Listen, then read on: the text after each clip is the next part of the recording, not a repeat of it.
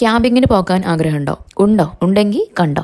എന്നും വീട്ടിൽ തന്നെ ഉറങ്ങി അട്ടത്ത് നോക്കി എണീക്കുന്നതിന് പകരം അടിപൊളി വ്യൂ ഒക്കെ കണ്ട് എണീക്കണമെന്ന് ആർക്കായാലും ആഗ്രഹം ഉണ്ടാവൂലേ? ആഗ്രഹം മാത്രല്ല, ക്ഷമ കൂടെ വേണം കേട്ടാ. കാരണം നമ്മുടെ വീട്ടിലുള്ള സാധനങ്ങളെല്ലാം പെറുക്കിയെടുത്തുകൊണ്ട് നമുക്ക് ക്യാമ്പിങ്ങിന് പോകാൻ പറ്റില്ലല്ലോ. അപ്പൊ പിന്നെ ലിമിറ്റഡ് സാധനങ്ങളും ലിമിറ്റഡ് സ്പേസ് ആൻഡ് സൗകര്യങ്ങളും വെച്ച് നേരം വെളുപ്പിക്കണം എന്നുള്ളത് ചില്ലറ പണിയല്ല. അപ്പൊ ഞങ്ങൾക്കുണ്ടായ അപാകതകൾ വെച്ചിട്ട് ഒരു ക്യാമ്പിംഗ് എക്സ്പീരിയൻസ്. ആദ്യം വേണ്ടത് നല്ലൊരു സ്പോട്ടാണ്. നോക്കേണ്ടത് ഈസിലി ആക്സസ് ചെയ്യാൻ പറ്റുന്ന വാഷ്റൂം ഫെസിലിറ്റിയും. ഈ കുട്ടികളൊക്കെ ഉള്ളതുകൊണ്ട് കുന്നുമല ഞങ്ങൾ ആദ്യം തന്നെ ലിസ്റ്റിൽ നിന്ന് വെട്ടിക്കളഞ്ഞിരുന്നു. അങ്ങനെ ഞങ്ങൾ ചൂസ് ചെയ്തതാണ് ലവ് ലേക്ക്. ഞങ്ങൾ 4 ഫാമിലീസ്. നേരത്തെ ചെന്നാൽ നല്ലൊരു സ്ഥലം കണ്ടുപിടിക്കാമല്ലോ എന്ന് ആലോചിച്ചപ്പോ ഞങ്ങൾക്ക് മുന്നേ എത്തിയവര് നല്ല സ്ഥലമൊക്കെ കയ്യേറി. എന്നാലും കിട്ടിയ സ്ഥലത്ത് 4 ടെന്റും അടിച്ച് ഞങ്ങളും തുടങ്ങി. ഫുഡ് കഴിച്ചു പോണവർക്കും റെഡിമെയ്ഡ് ഫുഡ് വാങ്ങി പോണവർക്കും അത്ര റിസ്ക് ഉണ്ടാവില്ല. എല്ലാം അവിടെ തന്നെ വെച്ച് കുക്ക് ചെയ്യാലോ എന്ന് കരുതിയിട്ട് പോയ ഞങ്ങൾക്ക് ചിരിച്ചും കളിച്ചും ഫുഡെല്ലാം റെഡിയായി വന്നപ്പോഴേക്കും വയറ്റിലുണ്ടായിരുന്ന കൊക്കപ്പുഴി വരെ ഗ്യാസ് കയറി ചത്തുപോയി. കാത്തിരുന്ന് കിട്ടിയോണ്ടാണോ എന്നറിയില്ല, ഫുഡിനൊക്കെ ഒടുക്കടുത്ത ടേസ്റ്റ് ആയിരുന്നു. പിന്നെ ഈ ഫുഡൊന്നും പറ്റാതെ കുഞ്ഞിക്കിടാവുകളുണ്ടല്ലോ, അവർക്ക് ഞങ്ങൾ അവരുടെ മെനു ഒക്കെ ഫോളോ ചെയ്ത് ഫുഡ് ഉണ്ടാക്കി കൊടുക്കുന്നത് വേറൊരു റിസ്ക്. എന്നാലും എല്ലാം കഴിഞ്ഞ് ഞങ്ങൾ എല്ലാവരും ഞങ്ങളുടെ കുടാരങ്ങളിൽ കയറി പുതപ്പും തലേണയും കംഫർട്ടറും പായും എല്ലാം ഉള്ളതുകൊണ്ട് തണുപ്പ് ഞങ്ങൾ അത്ര അറിഞ്ഞില്ല. രാത്രി 2 മണി വരെ അപ്പുറത്ത് ആരൊക്കെയോ പാട്ട് കേട്ട് ഡാൻസ് ചെയ്തുകൊണ്ടിരുന്നതുകൊണ്ട് ഞങ്ങൾക്ക് പേടിക്കാതെ കിടക്കാൻ പറ്റി. ഈ പാട്ടൊക്കെ കേട്ട് ചെവിക്കും അടുത്തപ്പോഴായിരിക്കും ഞങ്ങൾ ഉറങ്ങിപ്പോയത്. ഉറങ്ങി എണീറ്റപ്പോൾ കണ്ട കാഴ്ചേന്റെ പവർ കൊണ്ട്